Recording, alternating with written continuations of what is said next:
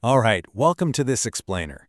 Today, we are jumping straight into the high-stakes but highly rewarding world of Amazon FBA product selection.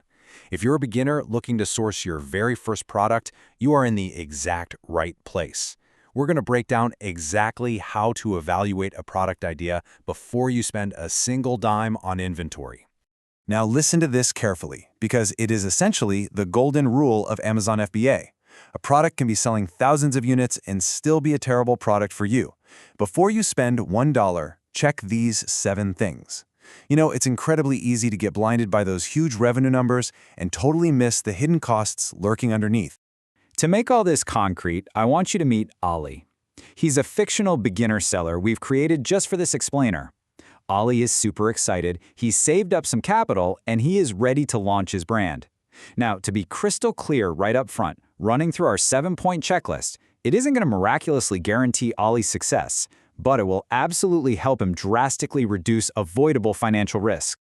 So Ali has found a hypothetical product he wants to sell, the Oat Honey Bar. He sees his competitors doing great numbers, and honestly, he's ready to order a massive shipment. But instead of letting him buy that inventory immediately, we are going to run his Oat Honey Bar through the gauntlet. Okay, let's look at the agenda. This is Ali's survival guide. We've got 1. Demand and competition. 2. True profit potential. 3. Size and weight traps. 4. Price and reviews. 5. Restrictions and risk. And 6. The final verdict. Let's get into it. Section 1. Demand and competition. Is there a real market? Before we worry about fees or cardboard boxes, we have to validate if there's an actual market here. You need to confirm that real buyers are actually typing this into Amazon. Keyword tools are great for revealing that true search volume. Because just seeing competitors sell oat bars, that isn't enough. Ali needs to know if those competitors are so dominant they leave zero room for a beginner, or if there's actually a healthy, growing slice of the pie that he can grab. Section 2. True Profit Potential. The 2026 Fee Waterfall. Assuming there is demand, we move to the absolute most critical check, true profit potential. Here is Ali's hypothetical retail price for a multi-pack of his Oat Honey Bars. $15. Sounds like a really solid number, right? But the true question is, how much of this $15 does Ali actually get to keep?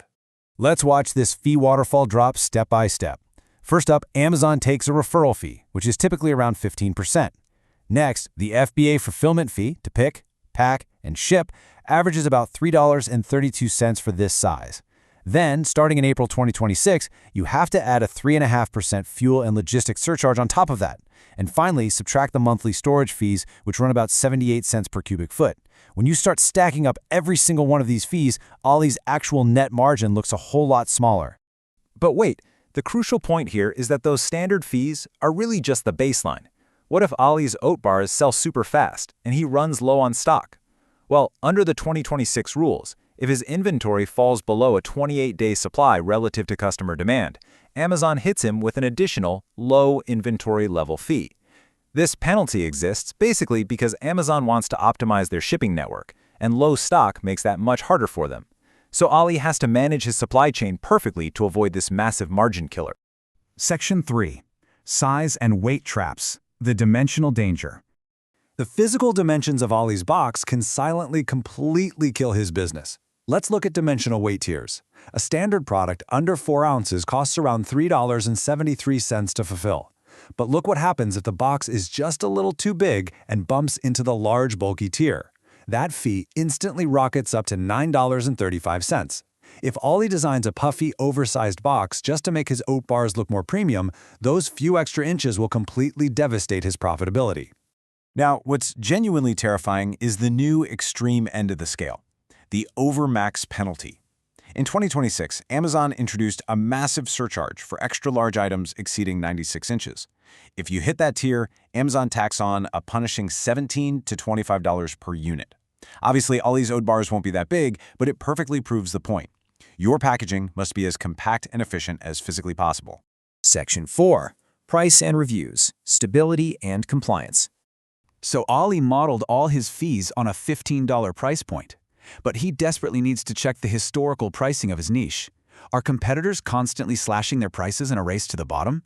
If the market average drops to $9 next month, Ollie's carefully calculated margins from that waterfall check are just completely wiped out. He absolutely needs a category with stable pricing.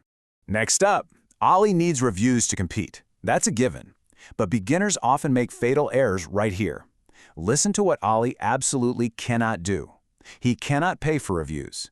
He cannot ask customers for only positive reviews. He cannot ask a customer to change a review. And he certainly cannot leave fake, bad reviews on a competitor. If he violates these seller code of conduct rules, his account is suspended before he even gets off the ground. Section 5. Restrictions and Risk. The Compliance Trap. This leads us to our final and maybe most complex check. Just because other people sell oat bars doesn't mean it's safe for Ollie. To safely sell a sensitive product like food, Ollie needs to build 3 critical evidence files. Step 1 is the source file, an invoice trail proving exactly where it was manufactured. Step 2 is the claims file, proving any health claims are totally compliant. And step 3 is the fulfillment file, ensuring Amazon will actually allow the product in their warehouses. The fact that competitors are selling it is really weak evidence. Ollie needs his own airtight paperwork. And that fulfillment file is vital because FBA eligibility is totally separate from sellability. Amazon might legally allow Ollie bars to be sold on their website, sure, but because it's a food item, Ollie has to deal with strict FBA expiration date tracking. Or, say his bars have chocolate chips in them. Well, he might trigger Amazon's meltable inventory rules, meaning they might not even be accepted in warehouses during the hot summer months. Ollie has to anticipate and check all these logistical hurdles first. Section 6. The final verdict. Did Ollie's product survive? All right, we've run the oat honey bar through the gauntlet. We checked the search demand, that brutal fee waterfall, the dimensional weight, the pricing stability, review rules, and food compliance. So, did the product survive? Well, if Ollie meticulously did his math, optimized his box size to stay safely in the standard tier, and secured all 3 of his evidence files, then yes, he is ready for launch. But the massive difference here is, he is launching with managed risk. He knows exactly what his net margins will be and what compliance traps to avoid. Which brings us to our final and most important takeaway today. When you are looking at data and planning out your FBA business, remember this. Don't ask only, does this product sell? Ask, does this product make sense for my business? Empower yourself with the data and go build something sustainable.